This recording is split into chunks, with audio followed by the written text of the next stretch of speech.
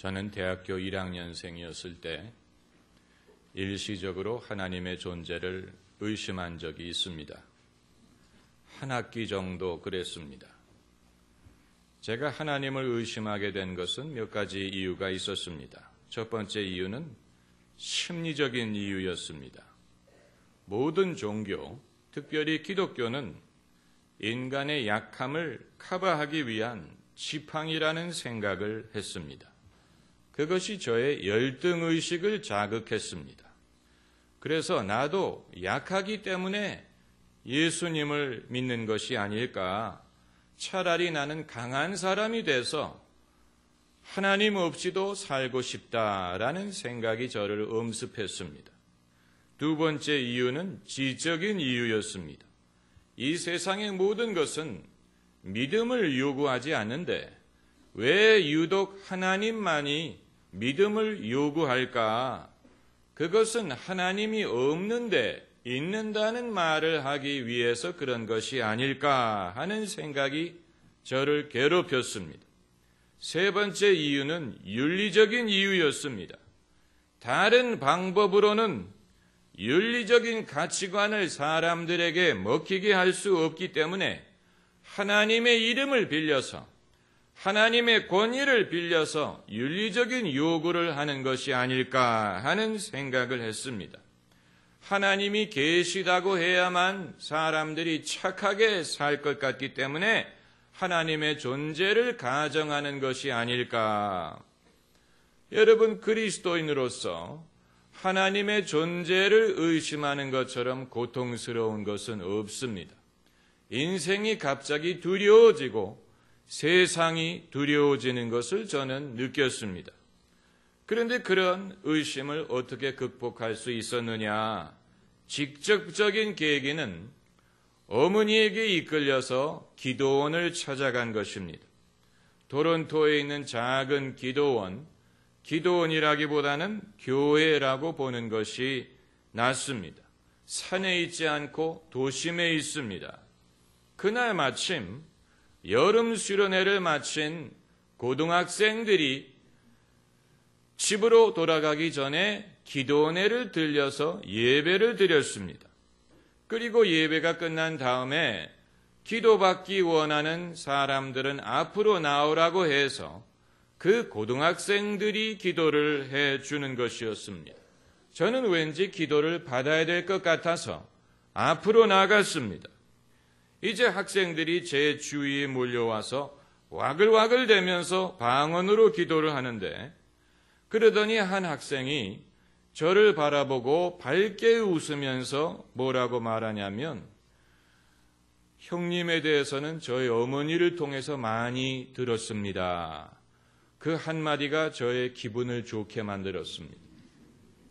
그리고는 그 청년이 하는 말이 하나님이 당신을 매우 사랑하십니다. 그런데 정작 그 말을 듣는 저보다 그 말을 하는 그 청년이 더 기뻐하는 것입니다.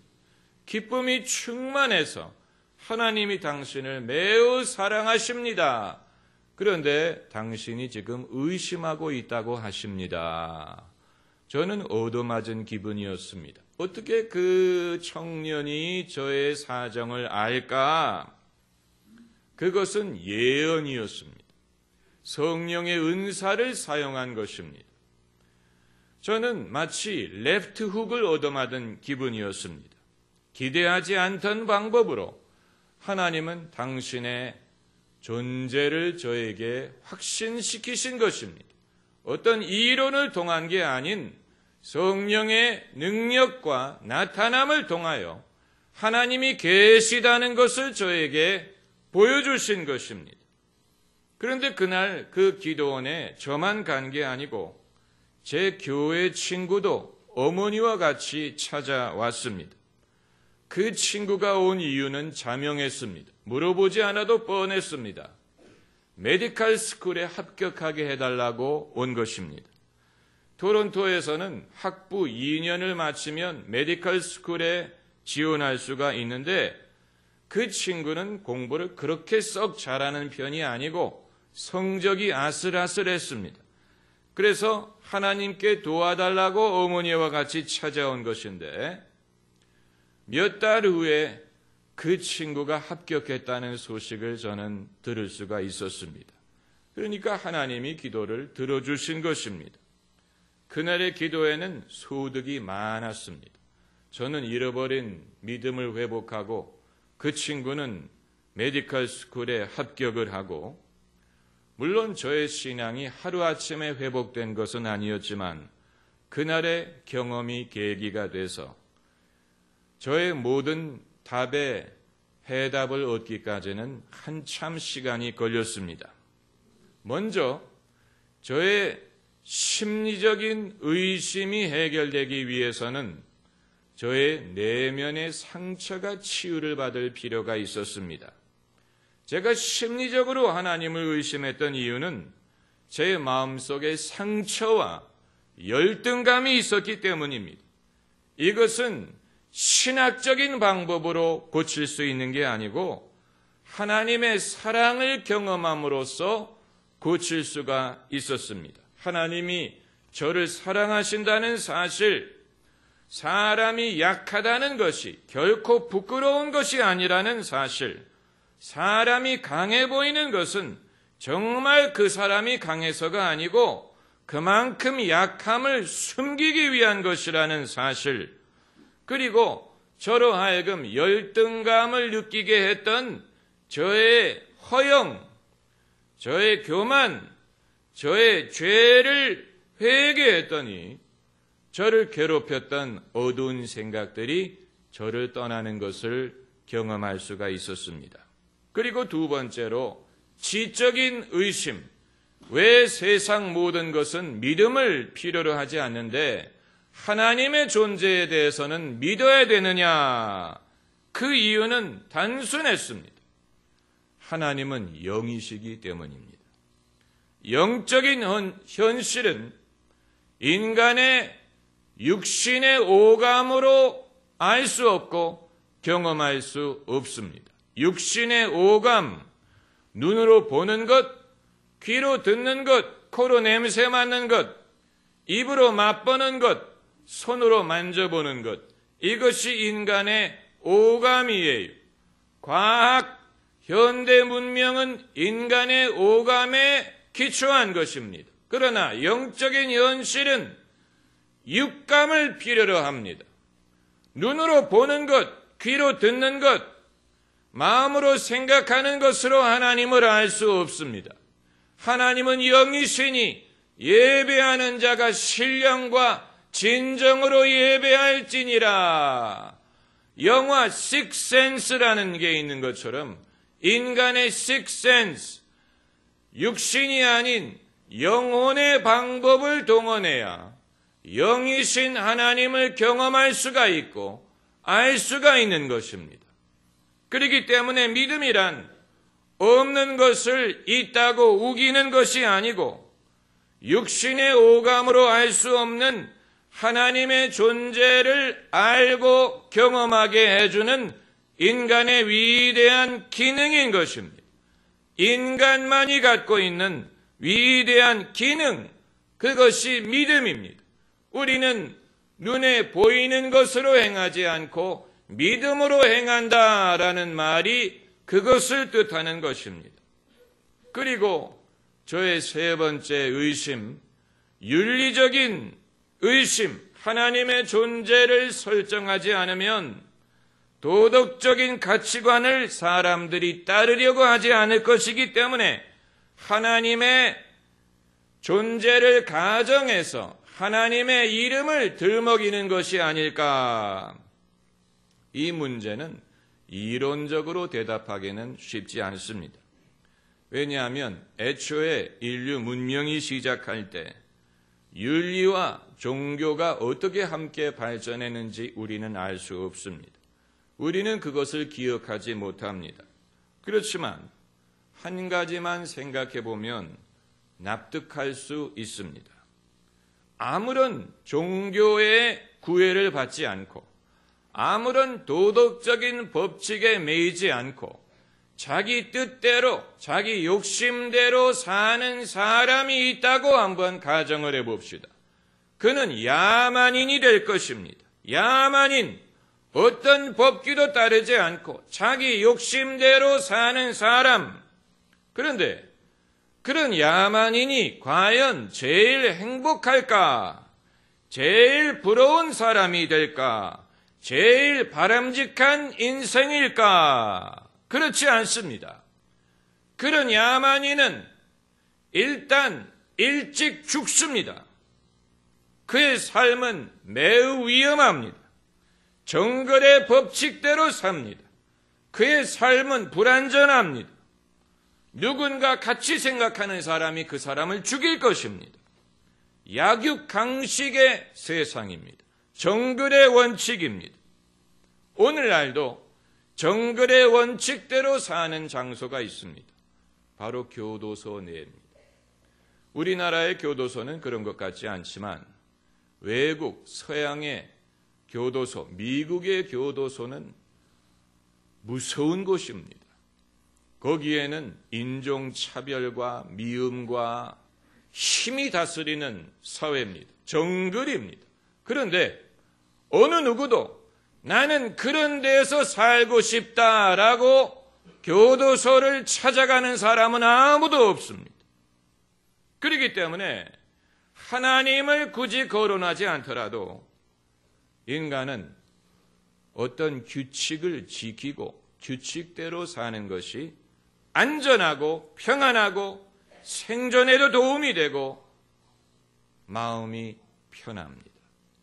여러분, 사람은 잘 먹고 좋은 옷을 입는다고 만족할 수 있는 존재가 아니고 마음의 평안함을 중요하게 여깁니다. 마음이 평안하지 않은 상황에서는 아무리 좋은 집에 살고 좋은 자동차를 굴려도 그는 행복하다고 말할 수 없습니다.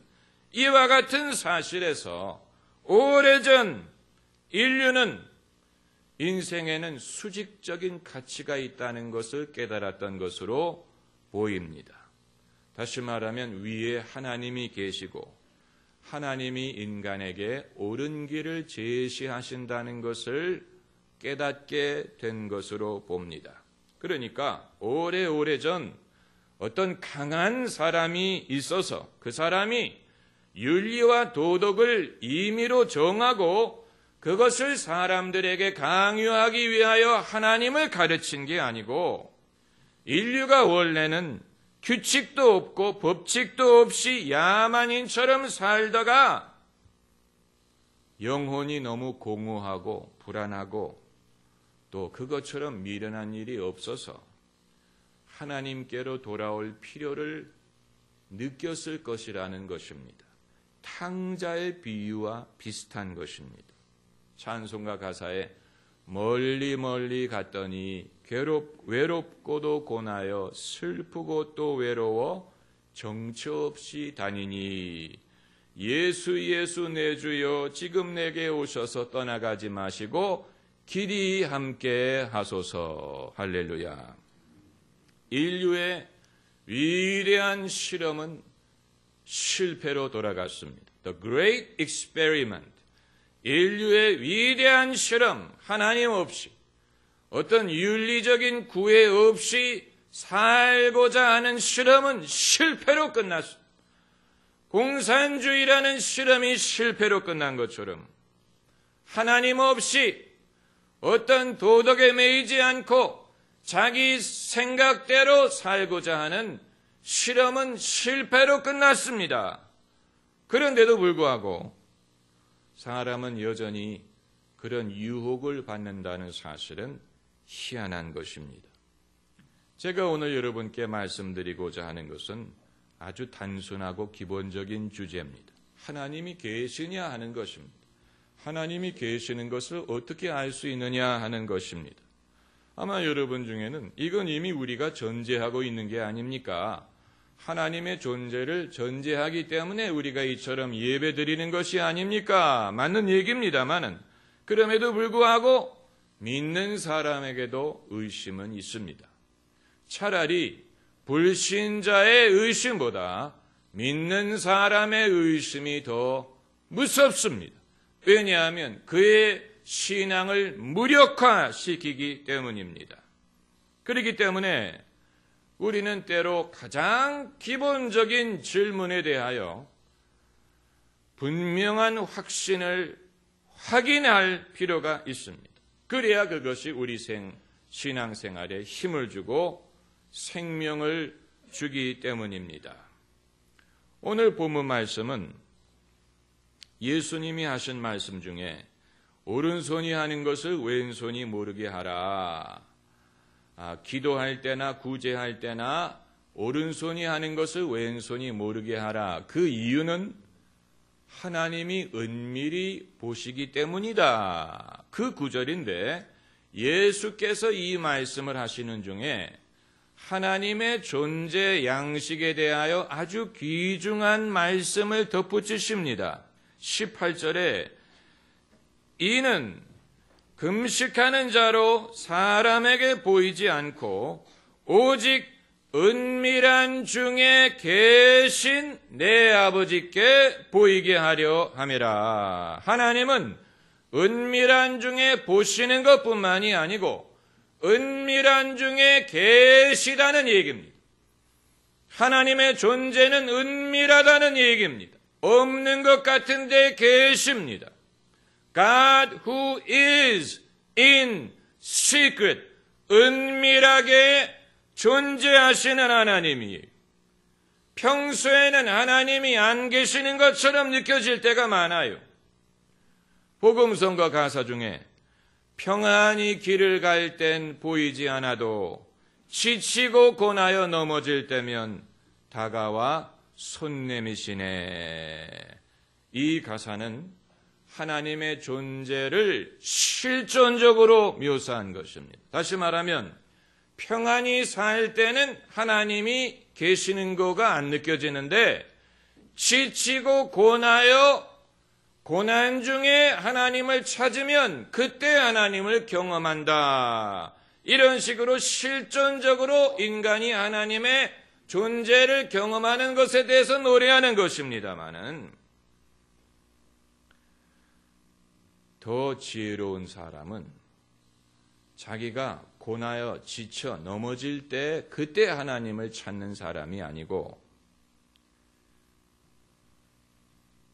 자신의 영혼을 통해서 영성을 통해서 평소에도 하나님을 경험하고 하나님과 교제하는 사람이 더 지혜로운 사람입니다. 왜 많은 사람들은 뭔가 실패를 하고 사업이 무너지고 가정이 위기에 처하고 자식이 말썽을 피우고 그제서야 하나님 나 도와달라 하고 이런 식으로 인생의 시련을 만날 때만이 하나님을 절실히 필요로 하고 그러지 않을 때는 하나님이 없다고 생각하는 것, 미련한 인간이지요. 하나님은 영이시니 신령과 진정으로 예배할지니라고 하셨지. 하나님은 너희의 구원자시니 고난을 당할 때 너희가 하나님께 오라. 이것은 성경의 주된 메시지가 아니에요. 그건 미련한 방법입니다.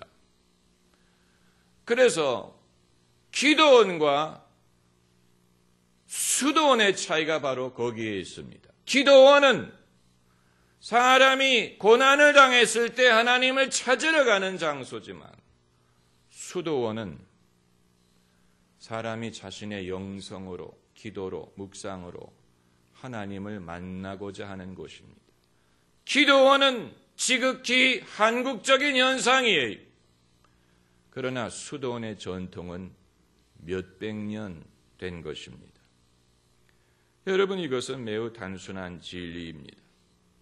하지만 우리가 종종 잊어버리는 이유는 우리가 하나님의 동네로 가서 하나님을 만나기보다는 하나님이 우리 동네로 와주시기를 바랄 때가 많기 때문입니다. 그 말은 기존의 세상 일에 하나님이 나타나 주시기를 바랄 때가 많아요. 정치, 경제, 이 세상의 현실에 하나님이 당신의 능력을 나타내 주시면 나도 더 잘 믿고 더 많은 사람이 하나님을 믿을 텐데 왜 하나님은 더 이 세상에 당신을 드러내지 않으실까? 이건 정당한 질문이고 정당한 답변을 요구합니다마는 오늘의 주제는 아닙니다. 그건 하나님이 정하실 문제입니다. 그건 하나님의 주권에 속한 일입니다. 이 세상에 하나님이 어떤 일을 행하시고 어떤 방법으로 당신을 드러내실지는 하나님이 정하실 문제예요. 이미 우리는 하나님이 세상에 당신을 드러내신 것을 어느 정도는 경험을 했습니다. 그러나 하나님이 우리 동네에 오기를 내가 하나님 동네에 가지 않고 하나님이 내 동네에 오시기를 요구하는 것은 지극히 인간 중심적인 생각입니다. 인간 중심적인 생각. 이런 인간 중심적인 욕구가 채워지지 않아서 시험받고 떠나는 사람 많습니다. 가룟 유다도 그런 이유 때문에 예수님을 배반했을 거라고 생각이 됩니다.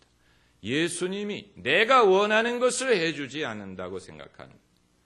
예수님은 사람들의 병도 고치시고 죽은 자도 살리시고 은혜를 베푸셨지만 그럼에도 너희는 먼저 그의 나라와 그의 의를 구하라고 가르치셨어요. 예수님은 사람들의 병을 고쳐주기 위해서 오신 건 아니에요.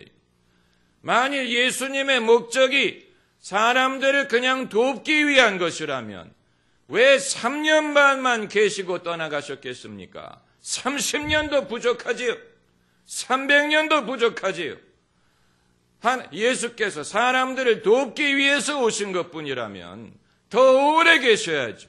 더 널리 다니셔야죠. 왜 3년 반만 계시고 떠나가신 것입니까? 그것은 예수께서는 사람들을 사랑하시고 도우셨지만 예수님의 목적은 그게 아니고 하나님의 나라와 의를 구현하고 하나님의 나라를 위해서 사람들이 그것을 구하고 찾기를 원하시고 가르치셨어요. 그래서 예수님은 사람들에게 믿음을 요구하신 것입니다. 만일 사람이 예수님의 기적을 의지하고 산다면 믿음이 필요 없습니다. 기적이 눈에 보이는데 눈에 보이는 걸 무슨 믿을 필요가 있습니까? 그러나 예수께서는 사람들에게 믿음을 가르치셨어요. 너희가 어찌하여 아직 믿음이 없느냐? 내 믿음대로 될지어다. 내 믿음이 크도다. 믿는 자에게는 능치 못할 일이 없느니라. 내가 믿으면 하나님의 영광을 보리라 하지 않았느냐? 예수께서는 사람들에게 믿음을 요구하셨습니다. 그 이유는 하나님은 은밀한 중에 계시는 분이기 때문입니다. 은밀한 중에 계시는 하나님을 만나고 경험하기 위해서는 사람이 믿음을 사용해야 될 필요가 있습니다. 은밀한 통로가 필요합니다. 그게 바로 기도, 영성, 성령, 은사, 예배, 찬양, 교회 이런 것입니다. 우리가 이런 것을 결코 없인 여겨서는 안 됩니다. 또 목사님 또 기도 얘기하신다. 또 예배 얘기하신다. 그러나 목사인 저도 기도와 예배와 성령을 통하지 않고서는 하나님의 임재를 경험하지 못하고 하나님의 음성을 듣지 못합니다. 만일 제가 하루 종일 세상만 바라보고 세상 얘기만 하고 세상 신문만 읽고 세상 돌아가는 얘기만 한다면 24시간 열심히 찾아도 하나님이 보이지 않습니다. 하나님은 신문 기사에 나타나지 않고 하나님은 의회 도서관에 나타나지 않습니다.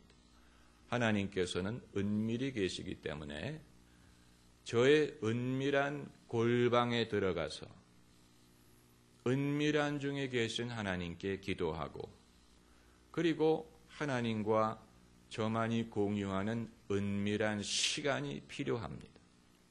영성의 시간, 신령과 진정으로 예배하는 시간이 필요합니다. 하나님은 영이시기 때문에 영적인 방법으로만이 하나님을 알 수가 있습니다. 하나님은 그것을 우리에게 가능하게 해주셨습니다. 성령으로 거듭나야 될 필요가 있는 이유가 바로 그것입니다. 그런데도 왜 사람들은 물리적인 방법으로 하나님을 찾는 것인지, 인간이 하나님을 놓치는 가장 큰 이유가 거기에 있다고 생각이 됩니다. 기도하십시다.